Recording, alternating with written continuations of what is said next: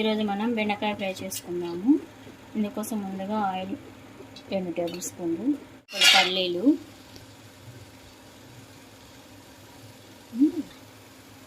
జీలకర్ర, శనగపప్పు, కొంచెం మినపప్పు, కరివేపాకు, ఉల్లిగడ్డ. మీరు ఒకసారి ఇలా బెండకాయ ఫ్రై చేసి చూడండి, చాలా టేస్టీగా ఉంటుంది. కొంచెం ఉల్లిగడ్డ కొంచెం ఎర్రగా అయ్యేంతవరకు వేయించాలి. కొంచెం వేగిన తర్వాత తరిగిన బెండకాయని వేసుకోవాలి. ఉప్పు, కొంచెం పసుపు వేసి బాగా కలపాలి. ఉప్పు రెడీ చేసుకున్నామండి. దీనికోసం వెల్లుల్లి, కారం, సాల్ట్ మిక్సీ పట్టుకోవాలి. ముక్కలు ఇలా బాగా మెత్తగా వేగినాయండి. ఇప్పుడు మనం ఇందాక రెడీ చేసుకున్న వెల్లుల్లి, కారం ఇందులో యాడ్ చేసుకోవాలి. వేడి ఎంతో టేస్టీ అయినా బెండకాయ ఫ్రై రెడీ అయిపోతుందండి.